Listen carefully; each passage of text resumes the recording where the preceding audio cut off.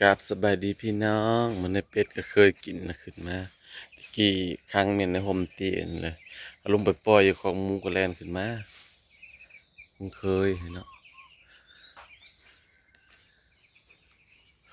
กราบสบายดีเด้อพี่น้องเด้อตูบน้อยเบาแขกหรือว่าขั้วน้อยเบาแขก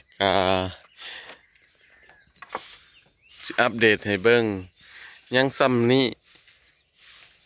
เพิ่นเฮ็ดมา2 มื้อเนาะทั้งลุ่มนี่ก็ยังเหลือแต่ใส่ค้างมาแล้วก็ปูแป้นเนาะปูแป้นแล้วก็สิแล้วเลยทั้งเทิงก็ยังเหลือแต่ใส่ขาวมื้อนี้ก็ใส่ขาวแล้วก็แทกแล้วก็เอาสังกะสีมาใส่แล้วก็สิแล้วเนาะแล้วเบ้าแข็งนะว่าสิก่อออกอีกทั้งนี้นี่3 ต้นบ่ให้แดดแย่มาเอาเสาไม้มาก่อมุงออกไปเนาะ3 ต้น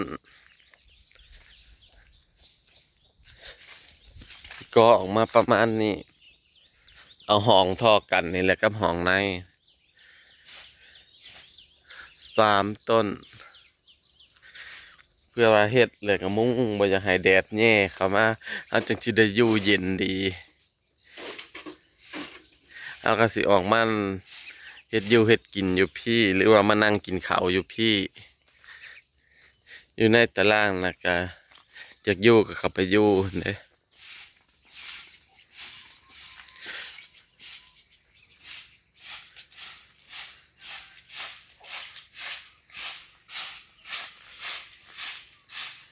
ขี่ไม้ที่เพิ่นพันเพิ่นเลื่อยสร้างเฮ็ดเลยไปอันนั้นเท่านี้นะเล็กตะปูสวัสดีพี่น้องโอ้ท้องกับลูกพี่น้องลูกแล้วก็ลงมาอัปเดตให้เบิ่งเลยจ้างยังบ่ทันได้มาดอกน้องคิวก็ยังทันได้ตื่นตัดวงแค่นี้แหละ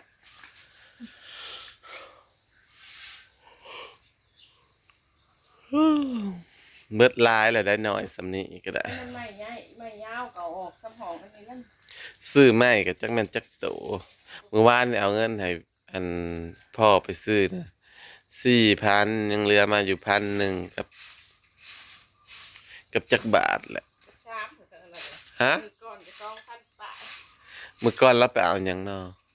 เอาหินเอาทรายเอาหินเอาทรายน่ะก็เบิด2,000ปลายเนาะเดี๋ยวอันนี้ก็ร่วมกันแล้วบ่บินแล้วมาหาเลยแม่นร่วมกันน่ะแล้วมื้อก่อนน่ะหินทรายน่ะเราบ่ทันได้จ่ายแล้วว่าเราไปเมื่อวานนี้เราอ๋อน่ะนะแม่นจักพันบินเมื่อวานนี่จะเบิ่ง2,000 ชามแล้วก็เราซื้อในบ้านนี่เด้แล้วก็ไปซื้อเหล็กเนาะซื้อน็อตนี่ซื้อน็อตมาจับไม้นี่น็อตอันนี้นี่เอาเงินให้ให้1,000เหลือมาอยู่500บ่500เท่าใดแหละทุกคนว่าสิบ่อยากเอาต้นติ้วลงแล้วพัดว่าสิได้เอาลงอยู่เด้อพี่น้องย่านใบมันคูลงมาใส่ในหม่องมุ้งแล้วมันสิเป็นข้าวขี้เมียงแล้วสิตัดลงอยู่เด้เอาปุ๊บเอาไว้ฮะเพราะว่าต้นติ้วเฮาบ่ได้อึดดอกพี่น้องอยู่ใกล้ๆนี่ก็หลายต้นไม้มีหลายอยู่มันอยู่ใกล้แล้วมันสิปลิวเข้าหลังเฮือนนี่แหละก็มันสิเป็นข้าวขี้เมียงเต้าเขามายืนเบิ่งดูอยู่อันนี้นี่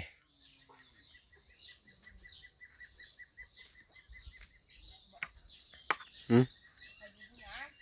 มันยืนเบิ่งดู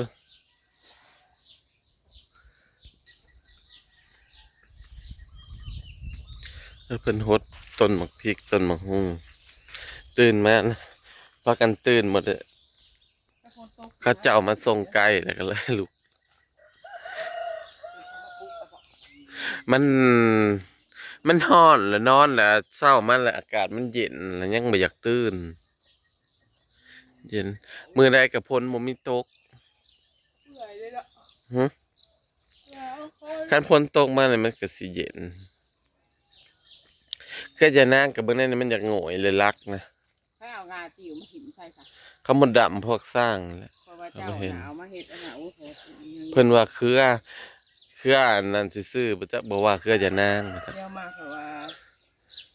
เอาอันงาติวกินพุทธค่ะ ได้ซ้ำนี้ก็ดีใจแล้วพี่น้องเอ้ยบ่ใหญ่แต่ก็ภูมิใจเฮ็ดได้ปีละนิดปีละน้อยก็เฮ็ดไป นี่สิใช่อันนี้ได้เนาะ ฮะก็ใส่นั่นแหละเฮ้ยใส่ค้างแล้วจังปลูกแป้นนี่ สมมุติว่านี่ก็ตั้งขึ้นก็ปลูกแป้นปลูกข้างยาวบ่คันทางก็แม่นนั่นแหละทางนั้นแหละเฮ้ย ขั้นตั้งอันนี้ขึ้นมาแล้วนี่ก็ต้องปูแป้นไปเท่านั้น เอาซ้ำนี่แล้วก็ย่าปีนี้นะแล้วตัวนี้นี่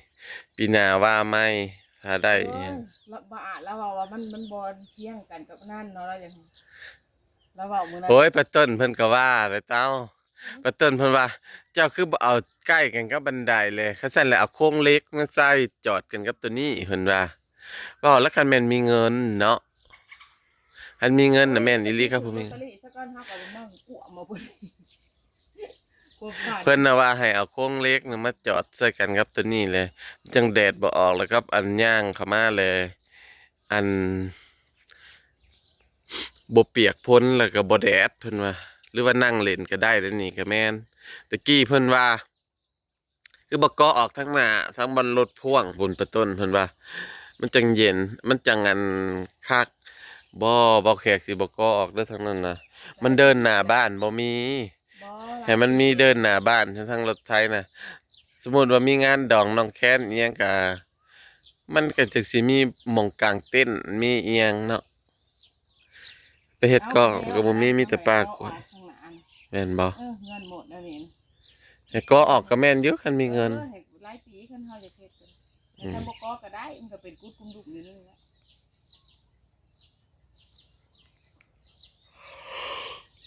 ให้ก็อยากได้เบิดนั้นแล้วมันให้เงินบ่หลายหั้นเนาะตะกี้เฮาก็ว่าสิบ่เฮ็ดครัวตะกี้นี่เงินบ่มี อยู่ไปโดดบ่ แต่พอมีอัน สิได้ไหมเฮาสิ พอจุบครัวเพิ่นว่าอยากเฮ็ดฮะ ไม่เฮาสิได้บ่ ไม่น่ะพอไม่น่ะพอ เอาคือว่าตื่นเนาะ ไม่ตัวนี้นะเบิ่งในผู้ยังกองนี่นี่เขาก็พาเอาเหอะตัวใดมันใหญ่มันหนาเขาก็พาเอา มันก็หลายอยู่แหกไม้สิบ่เท่อกันตัวสั้นตัวยาว ตัวใดมันพอดีเขาก็เอามาใส่นี่ ซ้ำสิอยู่เลยนะนี่ก็ได้ เนาะซ้ำซียูอีหลีได้กันได้ซ้ำนี่น่ะดีเพราะแห้งแล้วผู้ลังคนเฮือนน้อยเฮือนเขาซ้ำนี่ก็ยังมี อันนี้เฮาก็ตูบอยู่เย็นยามกลางเว้นหรืออยากนอนก็ได้กลางคืนก็ให้น้องคิวเพิ่นว่าอุ้ยบ่นอนเด้อญาติ ไปซ้ำเพื่อนเทิงก็ยังบ่นอนนอกเลยเดี๋ยวนี้แล้วญาติ อันนี้นะไม่ผ้านี่นะนี่มันก็เลยบ่ได้เบิดลายปานใดซื้อแต่ตัวมันยาวตัวมันสั้นแม่น ตึกใหม่อีหยัง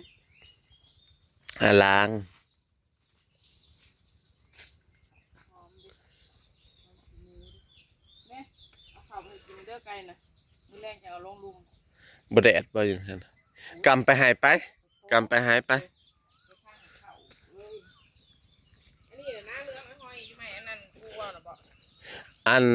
ตัวใดตัวยาวน่ะตัวเหลืองน่ะมีไม้ย่อกับไม้อันไม้ชุมหมอสองอย่าง ตัวย่อน่ะมันสั่นเด้อรถไทยเข้าไปนี่รถไทยเขาสิมาไทยหน้าบ่เอาเข้าไปให้ใกล้ไป ไผแบบนั้นน่ะ ว่าจะเงินน่ะบ่ เที่ยงน่ะ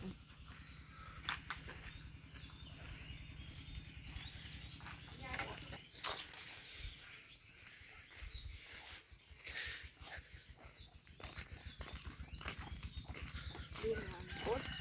กระดูกขามันเบิดเนาะคืนมูน จะสั่งหยังสั่งสิ้นบ่ กินขา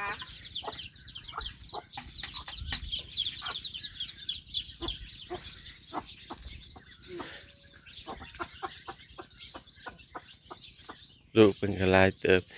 แต่แม่น่ะพยศมีแต่อยากสร้าง ไม่ใช่คือว่าอัน ขี่เพื่องออกแต่เงากล้วยก็เลยคัน มา มา เนาะงงๆดูดีได้ยังอยู่ดิเนาะ ไกลนะ พี่ถามนะ มันเป็นหยัง อ้าวมันเล่นนะขั้นจนว่าเงาเนาะงงๆเลยบัดนี้เพิ่นตื่นแล้วเงามันเฮ็ดที่เอาบ่ โอ้ยลืมเอาซาเล้งมาเมียนตอนคืนนี่อยู่ห่มบกผู้ ป่วยแล้วก็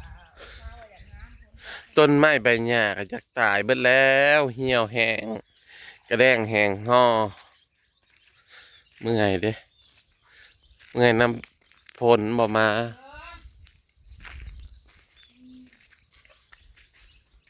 งานไหนเด้เนาะ อืม บัดมงเขาอันเขาเจะติดถ้ำแล้วตกกูมื้อ มันก็พะโลกันแล้วเนาะเขาว่า ตกก็ต้องเอา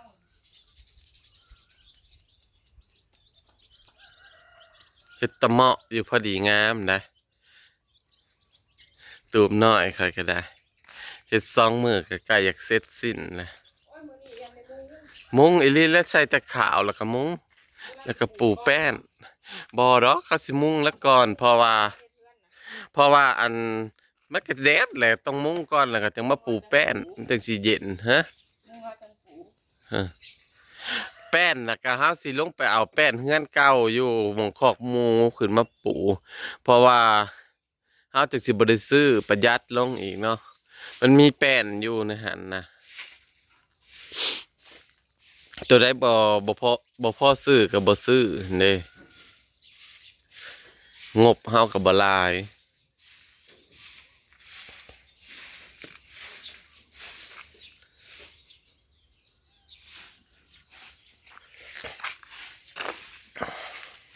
มื้อคืนนี่ก็หมูได้ลูก ได้8 ตัว คนมันใส่เลย ยังท่านได้ลงไปเบิ่งซ้ำบ่ได้อยู่ในห้องคลอดอยู่ในห้องอันนั้นธรรมดา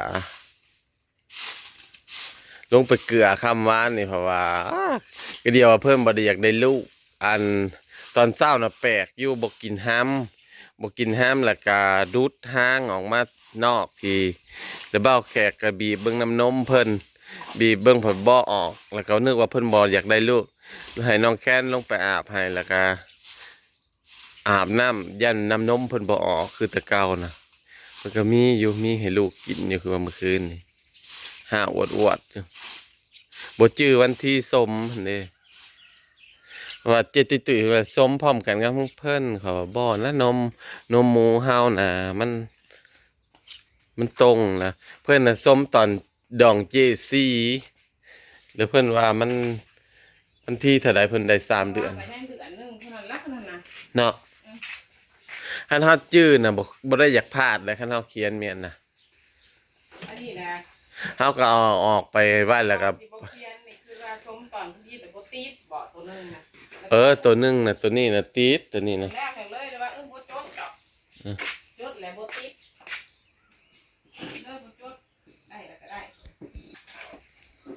กล้วยก็สีงามแล้วนี่ ขนาดว่าบ่ได้โอบความแดดแต่พวกนี้ บ่ได้อบเด้อนี่ใส่ถังซื่อๆพี่น้อง ค่อยเบิ่งมื้อวานนี่บ่ทันได้ซื้อล้างชามตอนเช้านะ บัดมาเขาปูมาแล้วเอาให้ปูเมื่อกินแหน่ มื้อนี้ก็อยากกินเลยนะ เพราะว่ามันบ่ทันได้สุกเมื่อวานนี่นะพี่น้องข่อยน่ะเป็นอีหยังยืนบ่เฮิงก็มีแต่บีแข้งปั้นมานอนยามกลางคืนน่ะใครเคยเป็นแน่บีแข้งปั้นน่ะอยากว่าคู่มือคือเฮาย่างไก่อิหยังนั่นนี่ก็เป็น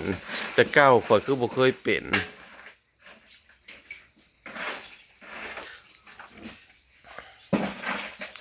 แม่น้องแค้นเพิ่นว่าเกี่ยวกับตับ ผู้เป็นหมอ โทรศัพท์เลยเป็นตะคิวเลยโทรศัพท์ว่าแบบนั้นนะคะ ยังบ่ได้ไปกวดอิหยังเบิ่งนี่แต่เจ็บแต่บีแข้ง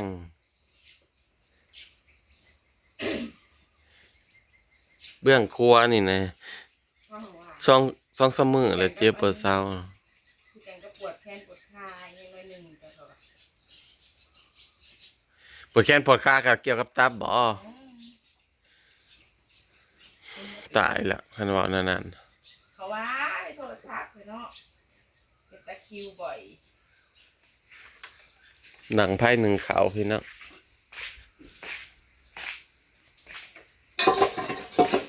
ใส่ถ่านมันได้มีเตาแก๊สเด้อถ่านก็ซื้อเขาปีหนึงอีกประมาณ 3-4,000 บาทจึงสิกุ้มปีเนาะในเฮือนนี่นะใส่ถ่านเปลือง ดังไพ่ตลอด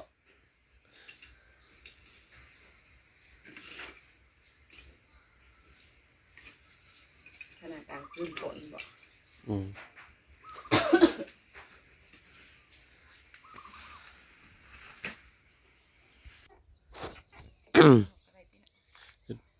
ไปเก็บเบิ่งลูกกระเป๋าอีหยังมีหยังในรถนะเงินรถเราน่ะสูงๆอีพอนะอันแก้พุ่นนี่ก็แต่สิได้หลาย เ